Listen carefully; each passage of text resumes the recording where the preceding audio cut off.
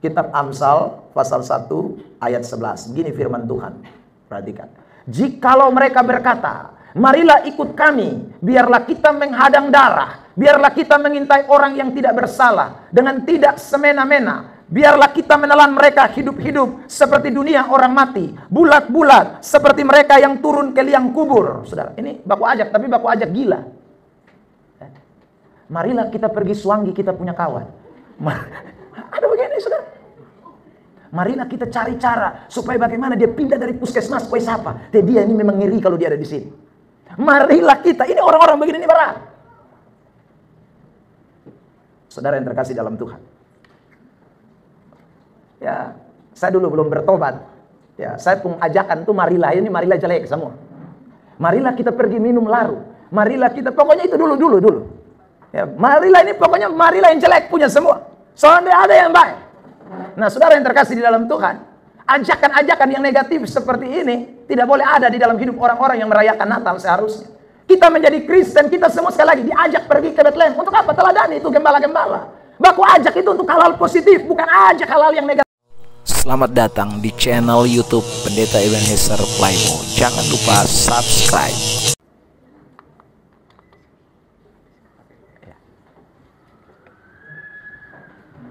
Oke, baik. Shalom. Sekali lagi shalom.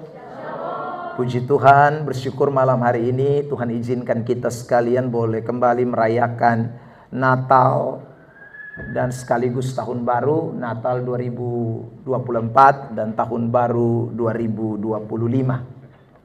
Sejadi.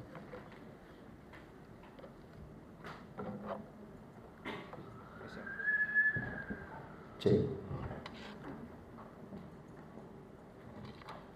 Baik. Pada kesempatan yang luar biasa ini kita akan memperhatikan firman Tuhan. Tema yang menjadi sorotan dalam perayaan Natal di tahun 2024 yaitu marilah sekarang kita pergi ke Bethlehem. Ini merupakan tema nasional ya, tema yang diberikan oleh PGI dan juga KWI. PGI itu Persekutuan Gereja Indonesia, yaitu gereja-gereja Kristen Protestan, dan KWI itu adalah khusus untuk gereja Katolik. Nah, saudaraku, tema yang menarik ini kita mau sama-sama perhatikan pada malam hari ini kembali. Saya yakin bahwa saudara mungkin sudah mendengarkan banyak khotbah di Desember dan juga mungkin di Januari seputaran tema tentang marilah sekarang kita pergi ke Bethlehem dari Lukas pasal yang kedua ayat yang ke-15. Saya bacakan dulu teks ini buat kita sekalian. Lukas pasal 2 ayat yang ke-15. Setelah malaikat-malaikat itu meninggalkan mereka dan kembali ke sorga, gembala-gembala itu berkata seorang kepada yang lain, marilah kita pergi ke Bethlehem untuk melihat apa yang terjadi di sana, seperti yang diberitahukan Tuhan kepada kita. Bapak Ibu Saudara yang terkasih di dalam Tuhan Yesus Kristus, dari ayat inilah muncul tema marilah kita pergi ke Bethlehem, atau marilah sekarang kita pergi ke Bethlehem. Saudara yang terkasih di dalam Tuhan, di dalam Alkitab itu kita mengenal ada dua sistem dalam mempelajari Alkitab, ya saudara. Yang pertama adalah ada kata-kata di dalam Alkitab itu yang bisa diartikan hanya secara hurufiah saja. Artinya tidak boleh digambarkan dengan apapun juga, atau tidak boleh diartikan lain, dibedakan dengan dibuat arti rohani atau arti yang dibalik sesuatu yang ada di dalam kalimat itu. Itu di dalam Alkitab. Nah, saudara yang terkasih dalam Tuhan, tetapi juga di dalam Alkitab ada kata-kata atau kalimat yang tidak berarti secara hurufiah atau tidak bisa diartikan sedemikian. Harus diartikan dalam makna di baliknya atau makna rohani. Seperti yang kita baca di dalam teks ini, saudara yang terkasih, maka kita menemukan dua hal ini. Yang pertama, kita bisa melihat kalimat ini di dalam makna yang sesungguhnya atau secara hurufiah. bahwa benar pada waktu itu para gembala-gembala mereka mengajak satu dengan yang lain untuk berangkat ke Bethlehem. Tetapi kalau saudara kalimat ini diterjemahkan sekarang dalam konteks kita yang hidup di era ini, apalagi bukan di Yerusalem, bukan di Israel, bukan di Timur Tengah sana, maka agak sangat sukar untuk dapat diartikan. Maksud saya begini, kalau saudara kita mengartikan lurus-lurus, marilah kita pergi ke Bethlehem itu dengan arti bahwa besok kita pergi beli tiket dan kita semua berangkat ke Bethlehem. Saudara yang terkasih dalam Tuhan, maka kita semua mungkin mesti tabung 2-3 tahun dulu. Ya. Kenapa? Karena bukan biaya yang sedikit yang diperlukan untuk menuju ke Bethlehem. Karena ini bukan Bethlehem yang ada di Oipura atau ada di Sikumana, ya saudara. Kan di Bethlehem, di Oipura ada gereja Masih Injil di Timur Jemaat Bethlehem misalnya itu, atau GBI Jemaat Bethlehem. Itu Jemaat Bethlehem, bukan tempat yang namanya Bethlehem. Jadi saudara, kalau kita mengartikan secara hurufiah, tentu tema ini akan bertabrakan dengan prinsip hidup kita. Tetapi saya percaya bahwa yang dimaksudkan oleh PGI dan KWI adalah makna yang dibaliknya, atau makna rohani yang mau diseberangkan buat kita semua yang mendengarkan firman Tuhan ini atau yang mendengarkan tema ini. Nah, makna rohani apa yang kita bisa temukan dari kata marilah sekarang kita pergi ke Bethlehem? Khusus pada kesempatan diberkati ini, saya akan membahas 3 hal penting tentang tema ini dari teks yang kita baca, Lukas pasal 2 ayat 15. Yang pertama, Bapak Ibu Saudara yang terkasih di dalam Tuhan, kalimat yang saya mau soroti lebih dulu adalah kata setelah malaikat-malaikat itu meninggalkan mereka dan kembali ke sorga. Ini hal yang pertama yang saya mau sampaikan. Saudara, kalau kita semua diajak pergi ke Bethlehem, itu artinya kita diajak untuk melihat peristiwa yang terjadi di Bethlehem pada tempo itu. Dan kemudian saudara kita bisa menemukan sesuatu bagi relevansi hidup kita hari ini. Atau benang merahnya, arti rohaninya bagi kekristenan kita. Nah, saudara yang terkasih dalam Tuhan, ayat yang ke-15 bagian A atau bagian pertama, kalimat ini mencerminkan atau menceritakan 2 sikon yang digabungkan menjadi satu. Perhatikan, dikatakan malaikat-malaikat itu meninggalkan mereka dan kembali ke sorga. Ini berarti malaikat-malaikat ini bukan berasal dari dunia. Malaikat-malaikat ini datangnya dari sorga. Mereka adalah para bala tentara sorga kalau kita baca ayat-ayat sebelumnya. Tapi kemudian mereka datang ke bumi. Mereka memberitakan tentang kelahiran Yesus Kristus, Sang Juru Selamat dunia itu. Kepada siapa? Kepada orang-orang yang ada di dunia. Kepada gembala-gembala. Saudara yang terkasih di dalam Tuhan Yesus Kristus. Nah, 2 sikon ini atau 2 situasi ini, sorga dan dunia, ketika kita temukan di dalam teks ini menjadi satu. Ini tentu memberi makna kepada kita bahwa hari kelahiran Yesus Kristus atau Natal yang kita rayakan setiap tahunnya itu menggambarkan bagaimana relasi sorga dengan dunia itu kembali dipersatukan. Ada amin? Ada amin? Saudara yang terkasih di dalam Tuhan, dunia kalau kita perhatikan di dalam Alkitab itu digambarkan dengan situasi yang gelap. Ya, kegelapan meliputi seluruh dunia kata firman Tuhan. Saudara yang terkasih di dalam Tuhan, tapi sorga itu bicara tentang terang. Sorga itu bicara tentang kemuliaan. Dunia bicara soal kenajisan. Dunia bicara soal dosa. Dunia bicara soal hal-hal yang pokoknya tidak baik semua. Ini dunia, saudaraku. Tetapi sorga bicara tentang kesucian, kekudusan, kehormatan, kemuliaan, terang, saudaraku. Nah, karena itulah ketika Kristus lahir ke dalam dunia, itu dikatakan terang itu telah datang ke dalam dunia ini. Saudara, kemuliaan itu datang ke dalam dunia ini. Untuk apa? Sorga datang ke dalam dunia, terang itu datang ke dalam dunia, kemuliaan itu datang ke dalam dunia, supaya dunia yang ada di dalam kegelapan ini dapat kembali melihat terang itu, supaya hidup di dalam terang itu. Relasi antara sorga dengan bumi itu kembali dipersatukan.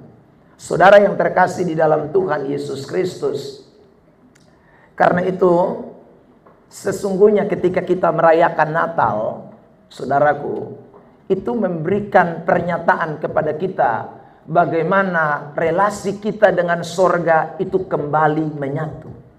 Tadinya saudara kita ada di dalam kegelapan, tadinya kita ada di dalam lumpur dosa, tadinya kita ada di dalam kenajisan, tadinya kita tidak layak karena dosa. Tetapi Kristus datang ke dalam dunia ini. Dia menyatakan terang itu. Dia mencari kita yang hilang. Dia mencari kita yang berdosa. Untuk kembali menemukan saudara dan saya. Supaya relasi kita dapat tersambung kembali. Hubungan kita dapat menjadi baik kembali. Bukan inisiatif kita, bukan karena ide kita, bukan rancangan kita, tetapi itu rancangan Allah yang Allah berikan kepada saudara dan saya. Sehingga kita mengucap syukur di dalam perayaan Natal ini, saudara, suatu relasi yang sebenarnya tidak bisa disambungkan dengan apapun, tetapi Kristus datang untuk kembali mempersatukan relasi kita dengan Tuhan. Ada amin?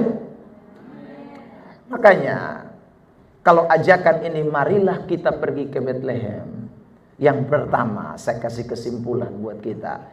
Sebenarnya menyadarkan kita semua yang hadir, ya, terutama saudara yang dan saya sebagai orang-orang percaya, orang-orang Kristen, anak-anak Tuhan, bahwa sekarang hubungan kita dengan Tuhan sudah tidak lagi terputus. Hubungan kita dengan Tuhan itu sudah nyambung. Paulus berkata dalam kitab Roma, kamu yang dulu jauh sekarang sudah dekat. Kamu yang dulu terhilang sudah ditemukan kembali. Kamu yang dahulu najis sekarang dikuduskan. Kamu yang dahulu tidak bisa dibenarkan karena hukum Taurat, sekarang kamu dibenarkan. Itu semua karena kedatangan Kristus ke dalam dunia ini. Nah, kalau begitu saudara, momentum Natal itu sebenarnya semakin membuat kita menjadi orang-orang yang mau dekat dengan Tuhan. Semakin membuat saudara dan saya itu menjadi orang-orang yang intim dengan Tuhan. Tapi berapa banyak orang Kristen yang merayakan Natal, tetapi hubungannya dengan Tuhan bukan tambah dekat, tapi tambah jauh, saudaraku. Dekat hanya bulan Desember dan Januari. Setelah itu masuk Februari, jauh kembali lagi, saudaraku. Kenapa itu bisa terjadi? Ya, sekali lagi, karena orang merayakan Natal tanpa memaknai makna Natal. Kalau orang merayakan Natal dan dia yakin dan dia mengerti apa yang Natal sedang sampaikan kepada dia, makna Natal itu tidak lain bicara tentang bagaimana Tuhan kembali mempersatukan hubungan kita, membuat hubungan kita yang tadi jauh menjadi dekat. Maka sesungguhnya Natal itu akan menjadi suatu dorongan, semangat untuk orang tambah hari, tambah cinta Tuhan, tambah cari Tuhan, tambah intim dengan Tuhan, tambah bergaul karib dengan Tuhan, dan tidak mau jauh-jauh dari Tuhan.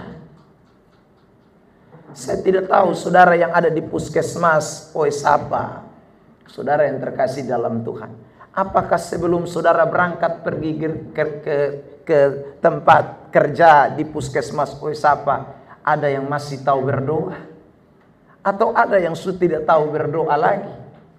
Saudara yang terkasih dalam Tuhan, dia bangun sulat jam 6, jam setengah 7, belum mulai masak, belum mulai urus ini itu, dia bilang, ini kayaknya terlambat, ini kayaknya terlambat. Sudah akhirnya doa pun tidak.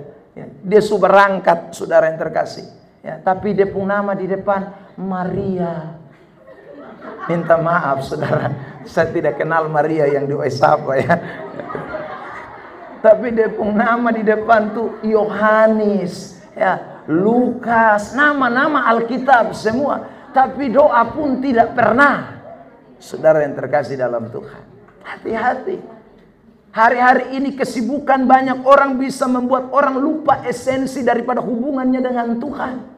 Los Angeles yang baru saja terbakar, saudara yang terkasih. Sekitar tahun 1700-an, kota itu disebut dengan kota Bunda Maria. Itu kota Los Angeles, saudara. Ya. Artinya itu kota yang sangat identik dengan hal religius, hal-hal hal spiritual, hal-hal rohani. Itu sangat identik di Los Angeles. Saudara, tahun itu tahun 1700-an. Tapi saudara, 2000-an belakangan, kota itu tidak lagi disebut kota yang disebut kota Bunda Maria, tapi disebut dengan kota tanpa Tuhan. Itu Los Angeles. Kota tanpa Tuhan. Sekarang dikenal dengan kota tanpa Tuhan. Saudara yang terkasih. Artinya apa? Memang orang-orang di kota itu, saudara, Tuhan itu sudah nomor sekian. Ya, orang tidak merasa Tuhan menjadi penting lagi. Kesibukannya menjadi penting, pekerjaannya lebih penting, segala hal lebih penting.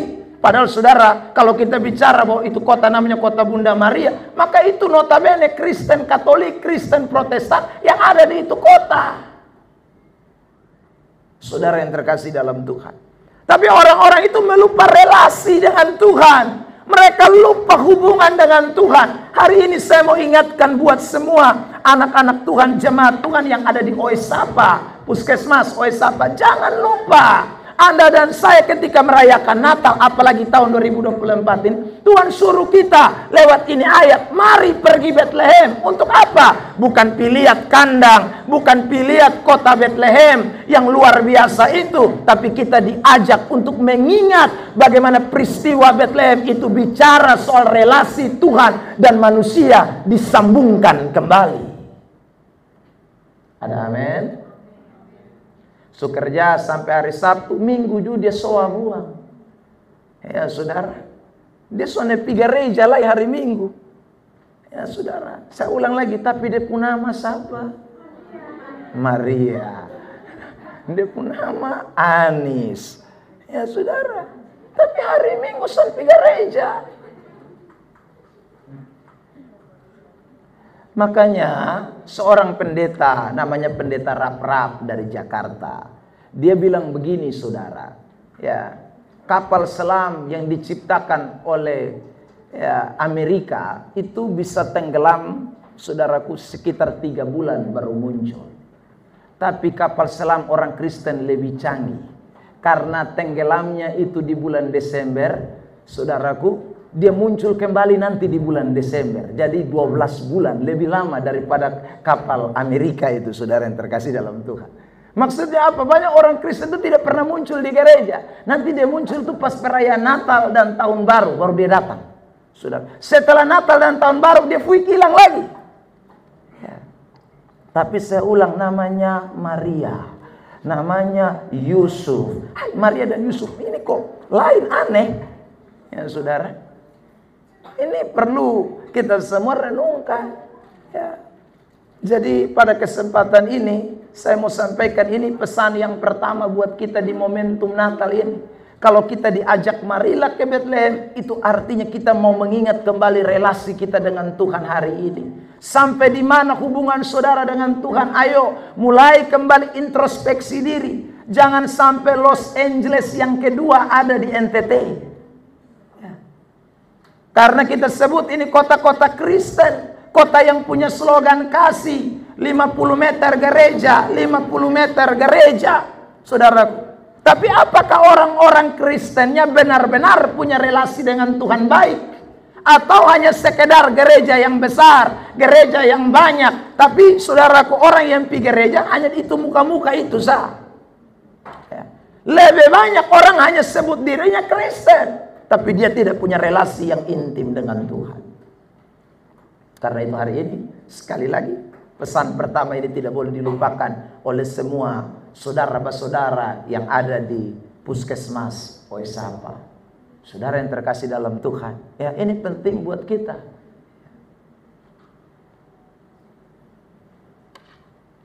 Kita pun perintah hanya kuduskanlah hari Sabat. Beda dengan saudara-saudara kita Muslim, ya. Mereka punya 5 waktu sembahyang, saudara. Kita hanya hari Minggu sah. Ma itu juga pamalas mau mati. Hanya hari Minggu saja pamalas ini, saudara. Ya, apalagi ngomong ke lima waktu dalam satu hari. Hanya dia punya 5 waktu tuh doa makan, doa tidur, doa bangun. Ya saudaraku, hanya itu sah. Ya. Tapi kalau urusan hubungan dan Tuhan senada. Aduh, sayang sekali. Tapi momentum Natal 2024 ini, semua orang Kristen dari Sabang sampai Merauke, kita semua diingatkan relasi kita dengan Tuhan sudah menjadi dekat karena kelahiran Yesus. Biarlah perayaan ini membangkitkan semangat kita, membangkitkan rasa cinta kita kepada Tuhan, gairah kita dengan Tuhan untuk semakin lebih dekat lagi dengan Tuhan. Ada amin? Beri tepuk tangan dulu yang terbaik buat Tuhan Yesus Kristus. Saudara yang terkasih dalam Tuhan, sebelum pindah yang kedua, makanya saya itu agak aneh kalau dengar orang Kristen, ya ceritanya begini, saudara. Ketemu sesama Kristen lalu dia bilang begini, tadi malam nih Betson bisa tidur, ya saudara. Kenapa lu bisa tidur? Oi, bayangkan anjing di muka rumah nih dia pun bagonggong nih ngeri, saudara. Lalu temannya tanya, kenapa kalau anjing bagonggong? Hi, lu son tahu. Kalau anjing kalau mulai itu tandanya tuh setan banyak, ya saudara. Oh begitu, ya saudara. Jadi dia ini peka sekali dengan kehadiran setan, saudara. Kehadiran setan tuh dia peka, saudara yang terkasih dalam Tuhan. Tapi kalau dia pergi gereja, ya, atau dia ada dalam suatu kebaktian lalu teman satu gerejanya atau teman sesama Kristennya tanya, tadi kamu rasakan tidak Tuhan hadir? Sonde beta rasa biasa-biasa sah. Ya saudara. Nah ini perlu dipertanyakan, dia anak Tuhan atau anak setan? Karena dia lebih merasakan kehadiran setan dibanding kehadiran Tuhan. Kalau dia jalan di gelap dia bilang, wih bulu badanku merinding lah. Itu berarti siapa yang hadir? Setan. Pintar saudara. Ya. Kalau dia lewat kuburan dia bilang, ih dia ada sosok putih lompat-lompat. Dia bisa lihat setan saudara. Tapi sekali lagi, Tuhan itu dia tidak pernah rasakan dia pun kehadiran. Saya ragukan dia bukan anak Tuhan, tapi dia lebih tepat disebut anak siapa? Tidak ada yang berani omong. Anak siapa itu? Anak setan itu. Orang kalau saudaraku dia anak Tuhan, seharusnya dia lebih rasa Tuhan pun kehadiran dibandingkan setan pun kehadiran. Maka saya mau titip pesan, jangan sering mimpi ketemu setan dong. Harus sering ketemu Tuhan, itu baru anak Tuhan. Ada amin? Tanya samping kiri kanan, kamu sering mimpi ketemu setan atau Tuhan? Ya. Kalau saudara sering mimpi ketemu setan, saya ragu saudara, hubunganmu dengan Tuhan lagi rusak. Ya. Perbaiki di tahun ini saudara, karena anak-anak Tuhan harusnya lebih dekat Tuhan, lebih intim dengan Tuhan. Raja Daud pernah berkata, lebih baik 1 hari di pelataran Tuhan daripada 1000 hari di tempat lain. Kenapa Daud bilang begitu? Karena dia rasakan kehadiran Tuhan saudara. Ya, saya mau tanya sekarang, kalau saudara ketemu Prabowo, saudara mau cepat-cepat pulang atau saudara mau cerita lama dengan Prabowo? Hah? Atau saudara bilang, Bowo minta maaf, gue lagi sibuk hari ini. Itu Anda kurang beres saudara. Kalau ketemu Bowo rasanya Bowo, kalau bisa kita cerita sampai pagi juga. Ya, kenapa? Karena ketemu orang yang sangat penting. Saya rasa kalau saudara ketemu Tuhan dengan sungguh-sungguh, saudara akan rasa nikmatnya begitu luar biasa. Ketemu manusia penting saja saudara kita rasa luar biasa, apalagi ketemu raja di atas segala raja, Tuhan pemilik alam semesta, itu lebih luar biasa. Tepuk tangan terbaik buat Tuhan Yesus Kristus. Yang kedua, saudaraku, kalimat yang saya mau soroti pada malam hari ini, perhatikan di kalimat selanjutnya. Gembala-gembala itu berkata seorang kepada yang lain, marilah kita pergi ke Betlehem. Saudara, ini kalimat yang luar biasa. Marilah kita pergi ke Betlehem. Kalau tadi bicara soal relasi dengan Tuhan, sekarang kita bicara secara relasi horizontal. Ya saudara, kata marilah itu baku ajak satu dan yang lain. Itu baku omong satu dan yang lain. Gembala A omong dengan gembala B. Gembala C ngomong dengan gembala D. Mereka saudaraku berbicara satu dengan yang lain, baku ajak satu dengan yang lain. Marilah kita pergi ke Bethlehem. Saudara yang terkasih di dalam Tuhan, hubungan horizontal itu hal kedua yang sangat penting di dalam membangun, dalam bicara soal Natal. Relationship itu bukan hanya bicara soal relasi kita dengan Tuhan secara horizontal, tetapi relasi vertikal, tapi juga relasi horizontal. Itu penting sekali dalam hidup kekristenan ini, saudara. Tapi kalau kita bicara soal relasi horizontal yang kedua, itu bisa positif dan ada bisa negatif. Ya. Ada orang baku ajak, tapi baku ajak bukan untuk sesuatu yang baik, saudara yang terkasih. Baku ajak untuk sesuatu yang negatif, itu ada. Saya mau tunjukkan beberapa ayat. Misalnya kitab Amsal pasal 1 ayat 11 ya. Saya bacakan ini ayat buat kita. Amsal pasal 1 ayat 11. Kitab Amsal pasal 1 ayat 11. Begini firman Tuhan. Perhatikan. Jikalau mereka berkata, marilah ikut kami, biarlah kita menghadang darah, biarlah kita mengintai orang yang tidak bersalah dengan tidak semena-mena. Biarlah kita menelan mereka hidup-hidup seperti dunia orang mati, bulat-bulat seperti mereka yang turun ke liang kubur. Saudara, ini baku ajak, tapi baku ajak gila. Marilah kita pergi Suanggi, kita punya kawan. Ada begini, saudara. Marilah kita cari cara supaya bagaimana dia pindah dari puskesmas ke siapa. Dia ini memang ngeri kalau dia ada di sini.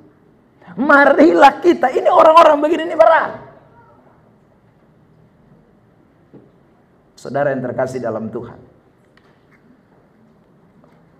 Ya, saya dulu belum bertobat. Ya, saya pun ajakan tuh marilah, ini marilah jelek semua.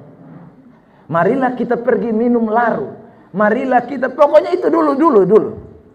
Ya, marilah ini pokoknya marilah yang jelek punya semua. Soalnya ada yang baik. Nah, saudara yang terkasih di dalam Tuhan, ajakan-ajakan yang negatif seperti ini tidak boleh ada di dalam hidup orang-orang yang merayakan Natal seharusnya. Kita menjadi Kristen, kita semua sekali lagi diajak pergi ke Bethlehem. Untuk apa? Teladani itu gembala-gembala. Baku ajak itu untuk hal-hal positif, bukan ajak hal-hal yang negatif.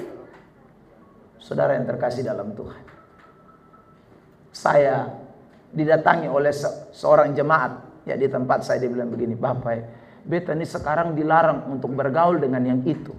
Ya, saya bilang, kok kenapa? Dia ancam beta, kalau beta berani bergaul dengan yang itu, maka dia akan datang dan bakalai beta. Saudara yang terkasih dalam Tuhan, saya bilang, lu jangan ikut, itu ajakan setan.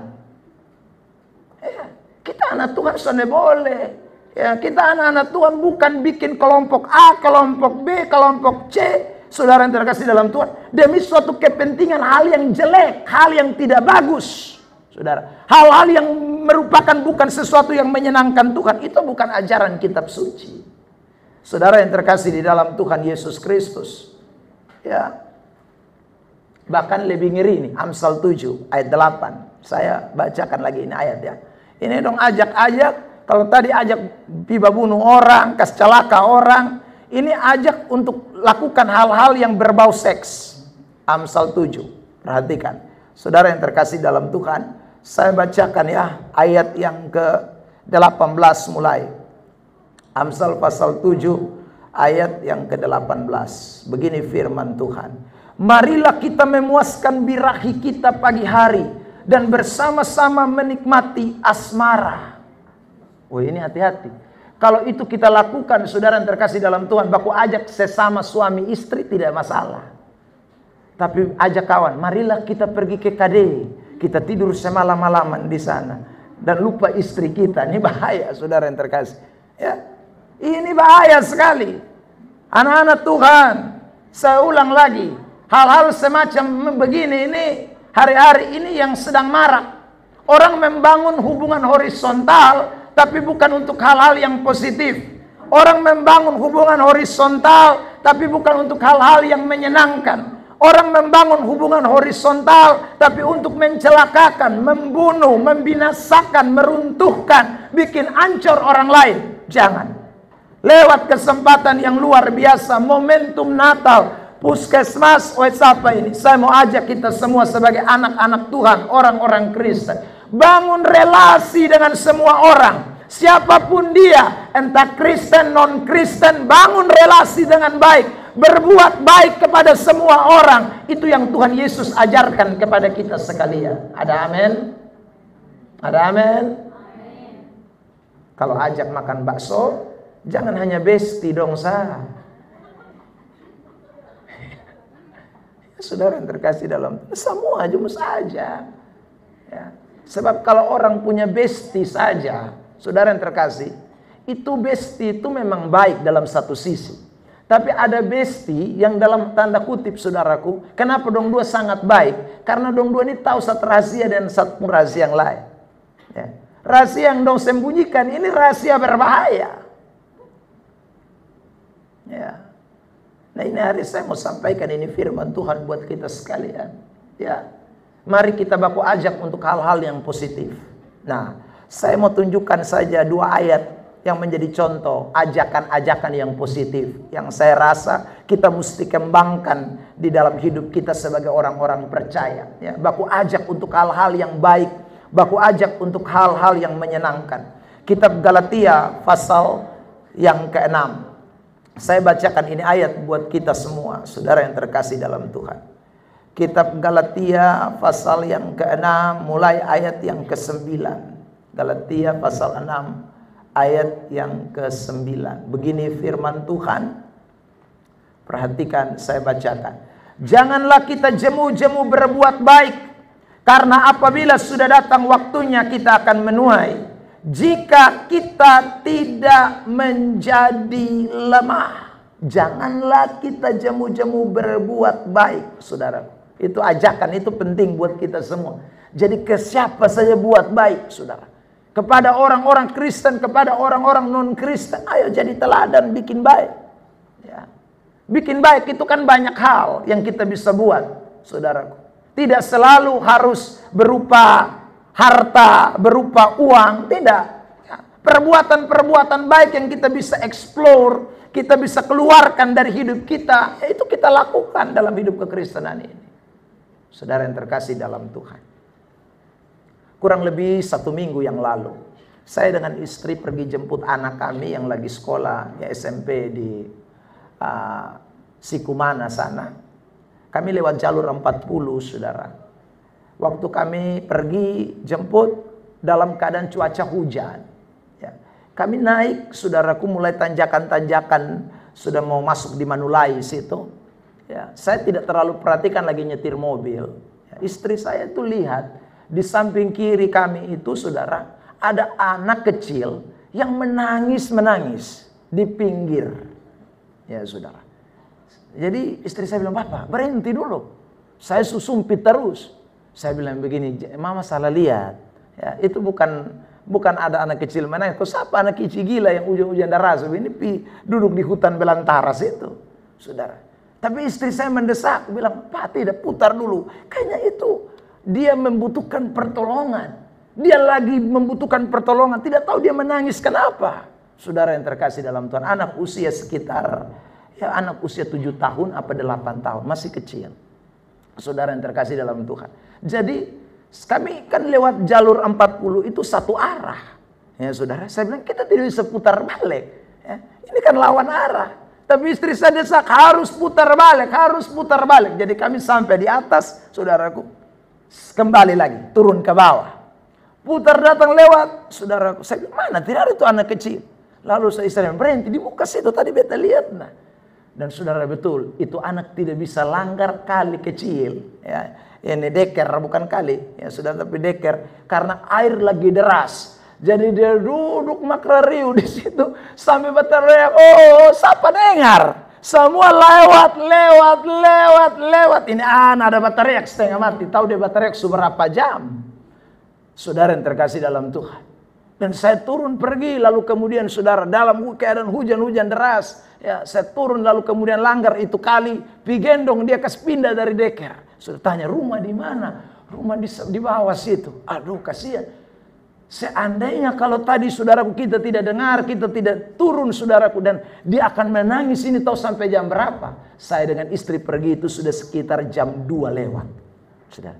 Nah kalau dia usia sekitar anak kelas 1 SD, itu mungkin pulang jam 10 kok jam 11. Jadi bayangkan dia sudah menangis berapa jam di pinggir situ tanpa ada orang yang tahu bahwa dia sedang membutuhkan pertolongan. Saudara yang terkasih dalam Tuhan, ada hal-hal yang kadang-kadang kita abaikan. Saudara, satu hari saya lewat di El Tari Kupang, saudara. Nah saya ini kan hobi musik, saudara yang terkasih dalam Tuhan. Jadi di dalam mobil saya itu, saudara yang terkasih, saya putar musik cukup kencang. Ya. Karena saya hobi musik, tapi lagu-lagu rohani, saudara. Nah jadi waktu saya sampai di El Tari, biasa anak-anak kecil itu jual-jualan koran. Lalu kemudian mereka toki beta pun jendela. Saudara. Waktu toki begini seperti biasa karena tidak suka baca koran. Dah. Itu saudara cuma dasar. Tapi ini anak tidak beranjak. Saudara dia main toki terus. Karena main toki terus bekas turun. Beta kas turun kaca saudara yang terkasih dalam Tuhan. Lalu ini anak bilang begini. Bapak lagu rohani bagus ya. Waktu dia bilang begitu tuh bepung hati langsung tersentuh. Ya, saudaraku, kok menyanyi lagu rohani tapi kok tidak rohani beta. Ya tuh saudara, apa salahnya lu beli koran yang 2000 harga 2000 tuh? Ya saudara, lu memang kelihatan rohani di lagu, tapi sikap kesan rohani. Saudara, bepung hati tersentuh saudara. Lalu kemudian betanya dia, lu pung koran harga berapa? Tadi bapak son mau beli, mas sekarang kenapa bapak mau beli?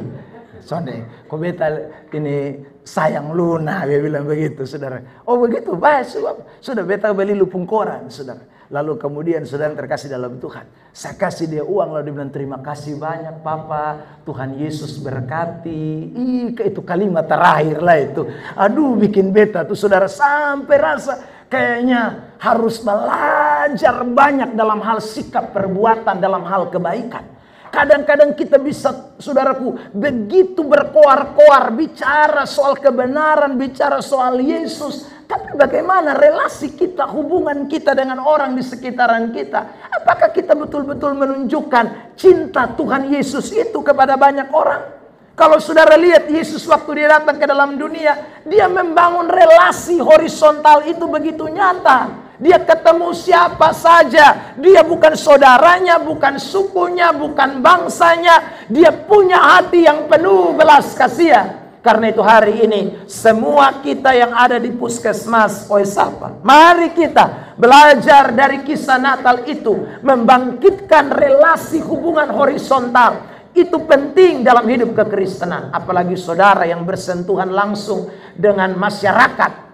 Ya, pelayanan kita harus lebih baik kepada semua orang. Ada amin? Ada amin? Bilang samping kiri kanan muka jangan judes-judes kalau layani orang. Amin. Ya sudah. Karena ada orang pernah curhat dengan beta, bukan di puskesmas Oesapa. Dia bilang, kotong semua itu puskesmas, tede pun bidan-bidan muka pun sangar lah. Jadi dong suka pilih itu puskesmas, dong lebih pilih puskesmas yang lebih jauh dari dong. Padahal itu puskesmas lebih dekat. Tapi karena pelayanan, saudaraku, horizontalnya jelek. Saudaraku, apalagi kalau su tempel slogan, saya lihat di beberapa kantor tuh ditulis melayani dengan hati. Baik. Jangan slogan sah, praktek dong. Saudara yang terkasih dalam Tuhan, itu ajaran kekristenan. Jadi pesan kedua ini saya berharap kita semua jangan lupa, ya. Semua kita keluarga besar puskesmas Kota Kupang, relasi vertikal baik, tapi jangan lupa relasi dengan horizontal jumusti baik. Ada amin? Yang terakhir, yang ketiga, Lukas pasal 2. Mari kita perhatikan ayat itu. Di sana dikatakan begini, bagian terakhir dikatakan begini. Untuk melihat apa yang terjadi di sana, seperti yang diberitahukan Tuhan kepada kita. Ini bagian terakhir pesan dari Natal ini, saudara yang terkasih dalam Tuhan. Jadi mereka pergi ke Bethlehem, saudaraku. Perjalanan mereka ke Bethlehem itu dikatakan seperti yang diberitahukan Tuhan. Ini menarik sekali, saudara yang terkasih di dalam Tuhan. Saya mau bilang begini, kita punya kehidupan ini, saudaraku, ada di dalam suatu perjalanan.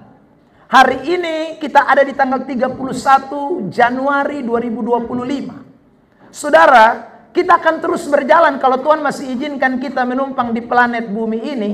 Kita terus akan melakukan suatu ziarah, perjalanan di dalam kehidupan kita. Tapi saudara, apa yang menjadi dasar perjalanan kita? Apa yang menjadi acuan dari perjalanan ini? Orang-orang yang disebut dalam teks tadi gembala-gembala, mereka pergi ke Bethlehem itu bukan rancangan mereka. Mereka pergi ke Bethlehem itu bukan karena program mereka. Mereka pergi ke Bethlehem itu karena seperti yang diberitahukan Tuhan kepada mereka. Ini artinya, saudara yang terkasih dalam Tuhan, mereka melakukan segala sesuatu dengan benar-benar ada Tuhan yang berkarya, ada Tuhan yang menjadi bagian di dalam perjalanan itu. Saudara yang terkasih di dalam Tuhan Yesus Kristus, banyak ayat di dalam Alkitab yang menyatakan begini. Saya kutip misalnya, ya, rancangan di hati manusia itu banyak, tetapi rencana Tuhan yang terlaksana. Itu kitab Amsal bilang. Saudara yang terkasih dalam Tuhan, kenapa kok ada ayat seperti itu? Karena sekali lagi, ini ayat sebenarnya mau ingatkan kepada kita semua bahwa kita ini tidak bisa berjalan dengan rencana kita. Kita ini tidak bisa berjalan dengan kemampuan kita. Kita tidak bisa berjalan dengan keinginan kita. Kita hanya bisa berjalan sampai ke suatu tujuan dengan baik. Itu kalau rencana Tuhan dinyatakan di sana. Saya kutip saja satu ayat di dalam kitab Yakobus pasal 4 ya. Ayat yang ke-13 mulai. Kitab Yakobus pasal 4 ayat 13 sampai dengan ayat 17. Yakobus pasal 4 ayat 13. Yakobus 4 ayat 13 sampai 17. Jadi sekarang hai kamu yang berkata, hari ini atau besok kami berangkat ke kota Anu, dan di sana kami akan tinggal setahun dan berdagang serta mendapat untung. Sedang kamu tidak tahu apa yang akan terjadi besok. Apakah arti hidupmu? Hidupmu itu sama seperti uap yang sebentar saja kelihatan lalu lenyap. Sebenarnya kamu harus berkata, jika Tuhan menghendakinya. Saudara lihat itu. Bandingkan dengan Lukas 15 tadi yang mengatakan bahwa seperti yang Tuhan beritahukan. Kami pergi ke Bethlehem karena Tuhan yang suruh. Karena Tuhan yang beritahu. Bukan karena kami mau pergi. Saudara yang terkasih di dalam Tuhan. Tadi saya tanya sama dokter. Dokter seberapa tahun di puskesmas, apa kayaknya sudah 3 tahun. Nah, betul Pak Pendeta, besok 3 tahun. Kayaknya mau pindah. Nah, itu menurut dokter. Tapi kalau Tuhan belum kehendaki kan sudah bisa. Ya tahu saudara? Ya, saudara yang terkasih dalam Tuhan. Kita semua bisa punya rencana. Jangankan dokter, saya, saudaraku sudah 15 tahun di tempat pelayanan saya di Bolok. Saya kalau bilang mau pindah, saya bilang sama jemaat, saya kayaknya semua pindah lama. Ya, apalagi lihat kampung muka-muka ini, saya kira rasanya semua pindah lama. Ya, tapi persoalannya bukan saya pun mau, harus Tuhan pun mau. Karena kalau saya pun mau ya, saya gampang-gampang saja bisa cari segala macam cara untuk saya bisa pindah, saudara. Tapi apakah Tuhan mau dengan kepindahan saya? Saudara, kalau melihat kisah tentang orang-orang yang berusaha pergi tinggalkan suatu kota dengan kemauannya sendiri. Misalnya, saudaraku, ya, waktu Abraham dengan Lot. Ya, Lot bilang dia lihat itu Sodom Gomora bagus, sehingga dia mau pergi ke Sodom Gomora. Tapi saudara, apakah itu Tuhan izinkan? Makanya begitu dia sampai di Sodom Gomora, dia hidup tidak tenang. Alkitab berkata dalam kitab Kejadian, kalau saudara baca, Dia tiap hari duduk di pintu gerbang, dia gelisah. Kalau saudara perhatikan kitab Ibrani, di sana dikatakan bahwa dia tiap hari hatinya tuh tertekan dengan kondisi yang ada di sana. Kenapa? Karena bukan Tuhan yang suruh dia pergi ke Sodom Gomora. Meskipun dia lihat itu seperti taman Tuhan, tapi kalau bukan Tuhan yang suruh, sial. Saudaraku, ada keluarga yang namanya Elimelek di dalam Alkitab, dalam kitab Rut. Mereka juga pernah berinisiatif tinggalkan Bethlehem dan pergi ke Moab. Tapi sampai di sana dia pun suami mati, Naomi pun suami mati, Elimelek tuh mati, dia pun 2 anak laki-laki juga mati ikut. Ya, Kilion dan Mahlon. Saudara, mati semua. Kepengen pergi Moab supaya dapat tempat baik, supaya keadaan jadi baik, justru bukan dapat baik, sial yang ada. Anak-anak Tuhan, kita tidak bisa menjalani tahun 2025 ini tanpa Tuhan dilibatkan dalam hidup kita. Ada amin? Karena itu saudara yang terkasih, momen Natal ini ajak kita semua untuk bergantung dan bersandar kepada Tuhan. Apa-apa mesti tanya Tuhan. Tuhan, bepung pekerjaan sekarang dalam posisi begini. Tuhan, apa Tuhan pu mau dan bepung pekerjaan? Beta pun rumah tangga dalam keadaan begini. Tuhan, apa Tuhan pu mau dengan beta pun rumah tangga, beta pun pelayanan, beta pun semua beta pun eksistensi hidup ini beta mau serahkan sama Tuhan. Sebab tanpa Tuhan tidak bisa. Hanya Tuhan yang bisa membuat kita bisa melangkah di tahun 2025 ini. Karena itu 3 pesan Tuhan yang saya sampaikan pada kesempatan ini. Kiranya tolong kita semua ya di perayaan Natal dan di perayaan tahun baru ini, saudara yang terkasih dalam Tuhan, kita semua diajak, 1, relasi vertikal kita harus baik. 2, relasi horizontal kita harus baik. Lalu kemudian yang ketiga, ingat baik-baik, serahkan seluruh rencana kita kepada Tuhan, maka Tuhan yang akan bertindak. Ada amin? Saya tutup dengan 1 ayat dari kitab Kisah Para Rasul pasal 17 ayat yang ke-28 sebagai ayat penutup buat kita sekalian. Kisah 17 ayat 28. Kisah 17 ayat 28. Oke. Sebab di dalam Dia kita hidup, kita bergerak, kita ada, seperti yang telah juga dikatakan oleh pujangga-pujanggamu. Sebab kita ini dari keturunan Allah juga. Di dalam Dia kita hidup, 1. Di dalam Dia kita bergerak, 2. Jadi kita bisa bergerak ke sini, ke situ, itu kecuali dalam Tuhan. Kalau tanpa Tuhan, kita tidak bisa buat apa-apa. Tuhan Yesus berkati kita. Sama-sama kita katakan, mari kita ke Bethlehem. 1, 2, 3. Sekali lagi. Saya minta tangannya dibuka begini semua.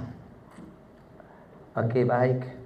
Saya tadi tidak bawa kado untuk Ros, tapi saya mau kasih kado hari ini buat semua yang ada di Puskesmas Oesapa. Kado yang pertama, sama-sama bilang, saya terima relasi dengan Tuhan. 1, 2, 3. Yang kedua, terima kado yang kedua, saya terima relasi horizontal. 1, 2, 3. Lalu yang ketiga, saya terima rancangan Tuhan dalam hidup saya. Ditutup tangannya semua, taruh di dalam saku, mau pulang. Tidak ada saku, taruh di tas ya. Tuhan berkati semua kita. Beri tepuk tangan dulu yang terbaik buat Tuhan Yesus Kristus. Kita mau bersyukur buat firman Tuhan yang kita dengarkan. Haleluya.